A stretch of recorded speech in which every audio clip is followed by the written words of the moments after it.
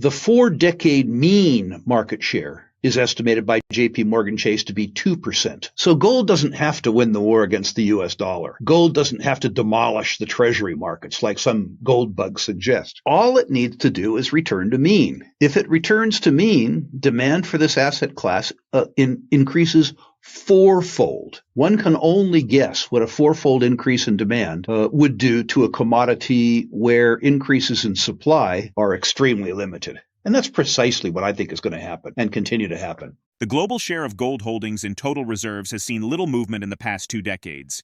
It stood at 13.5% at the beginning of the century and has inched up to only 15.5% of the worldwide reserves. Meanwhile, gold continues demonstrating consistent growth, driven by robust macroeconomic factors. Although short-term fluctuations cannot be ruled out, the precious metal can climb to the long-term target of $3,200 to $3,400 in 2025. Global expert RickRule emphasizes gold's underrepresentation, with less than 0.5% of the U.S. share in precious metals versus a 2% historical average. He predicts returning to this mean could quadruple gold demand, driving prices higher due to limited supply growth. According to Rick, gold strengthens as fiat currency purchasing power erodes, emphasizing the U.S. dollar's reserve status. According to some forecasts, the dollar will surrender 10% of its share of global foreign exchange reserves over the next 10 years. Despite current fundamentals, Rick argues the CPI underestimates real inflation, which he estimates at 7.5% annually. Using this higher inflation figure, Rule demonstrates the unattractiveness of U.S. Treasury investments, where investors face a real loss of 3% annually after accounting for inflation. This environment, he emphasizes, is precisely when gold tends to thrive as a safe haven asset. Since the last U.S. interest rate decision on December 18, 2024, gold has experienced a remarkable recovery as anticipated. From its low point of $2,585, it climbed to a recent high of $2,697 within 3 weeks, representing an increase of approximately 4%. As we move forward, Rick notes that foreign governments, especially China, are driving gold demand to counter U.S. dollar dominance and the control of the SWIFT system.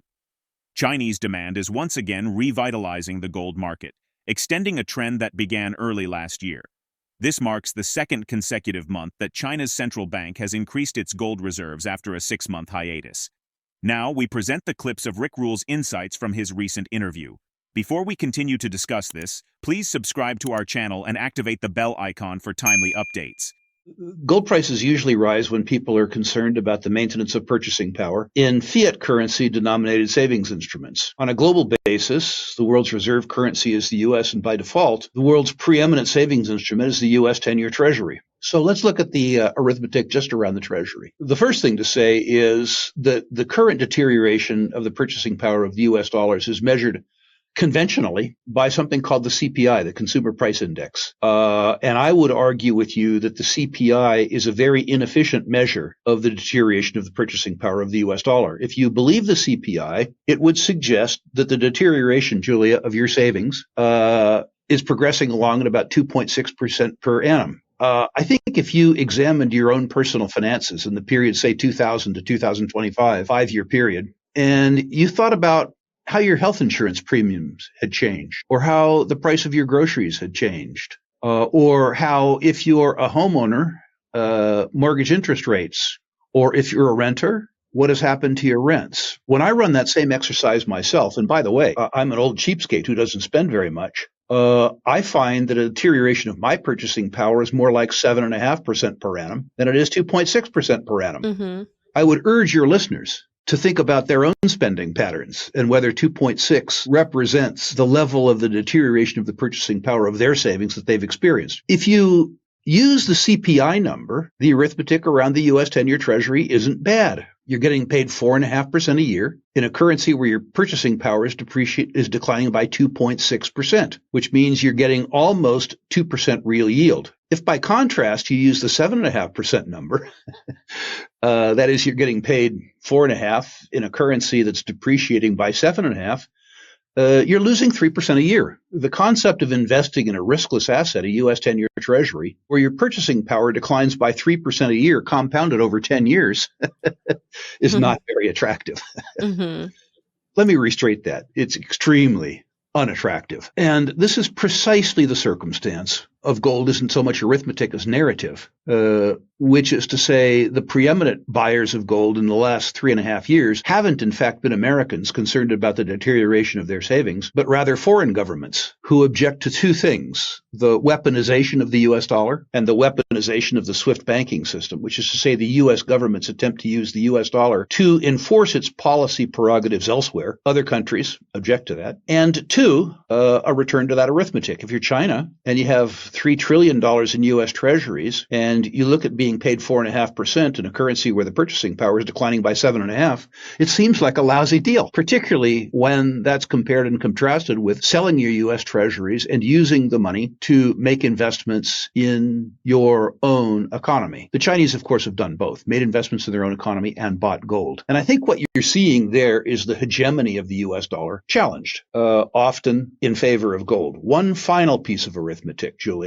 which we talked about 3 months ago, but some of your listeners won't have had the good sense to listen to us 3 months ago. That is this: gold is really, really, really underowned historically. JP Morgan Chase suggests that the market share of precious metals and precious metals related securities is less than 0.5% of total savings and investment assets in the United States. In other words, an infinitesimal market share. The 4-decade mean market share is estimated by JP Morgan Chase to be 2%. So gold doesn't have to win the war against the US dollar. Gold doesn't have to demolish the treasury markets like some gold bugs suggest. All it needs to do is return to mean. If it returns to mean, demand for this asset class increases fourfold. One can only guess what a fourfold increase in demand would do to a commodity where increases in supply are extremely limited. And that's precisely what I think is going to happen. In the interview, RickRule's analysis warns of parallels to the 1970s when high inflation devastated fixed incomes.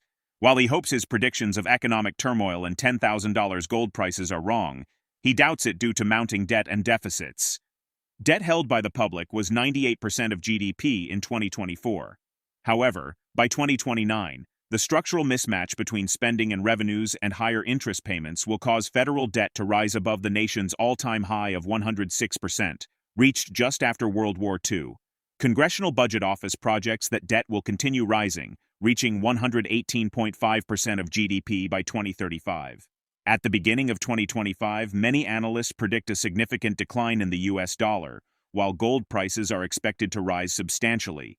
This scenario seems increasingly likely with the growing U.S. national debt, which has now exceeded $37 trillion, up from $34 trillion last year. This continuous rise in debt is part of a broader trend in the global bond market, now valued at over $130 trillion. In terms of macroeconomics, Rick observes that understated CPI figures do not deceive institutional investors. Instead, they anticipate worsening inflation over the next decade, recognizing it as the sole path to erode the real burden of long-term obligations. Let's get back to the interview. The decade of the 1970s and late 1960s was in many senses unpleasant. People on fixed incomes, people who relied on their Social Security, found themselves getting Social Security when savers took control of the interest rate market. People found that the interest rate paid on their first mortgages went from 5.5% to 17.5% or 18%. Pretty unpleasant. And people who owned long bonds, somebody who owned a really riskless instrument, which is to say a 30-year U.S. Treasury, where their income was guaranteed for 30 years, found that the capitalized value of their 30-year bond in the decade 1970 to 1980 declined by 70. So holders of long-term debt got massacred. People on fixed incomes got massacred. Salary earners, where their skill set didn't enable them to price their labor relative to the price of capital. That is to say, employees that didn't have skill sets that allowed them to raise their rates, also in terms of their purchasing power. One consequence of that was massive social division in the United States. I'm not saying that we're going to see a return to domestic violence, but I'm not saying that we aren't either. When people are resentful and they're looking for a cause of their resentment, they very seldom look in the mirror. They most commonly look elsewhere. My hope is this. My hope is that my caution around debt and deficit, the requirement for working people that they have contestable skills, I hope that's wrong. My hope is I'm wrong about the gold price. A $9,000 or $10,000 gold price implies a lot of things about the way other assets in society perform.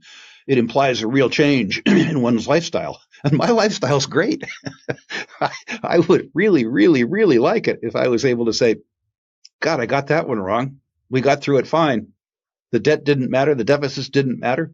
Contestability didn't matter. I think less because I think the big institutional investors, given that they're part of the system, trust the system. I mean, clearly they don't believe the CPI number because they can add and subtract. It's not in their interest to accept being lied to. They're happy for you to be lied to, but I don't think that they feel under any obligation to believe the lies themselves. I think it's fairly naked, which is to say that they understand that inflation is understated, and they also understand, given the arithmetic that I've just given you, the only conceivable way out is inflating away the net present value obligations. In other words, it isn't just that they believe that today's inflation rate is higher than the inflation rate that's being stated. When they look out over 10 years, they don't see anything that changes except it getting worse. Modern portfolio theory emphasizes the importance of diversification, and gold's unique market behavior provides precisely that.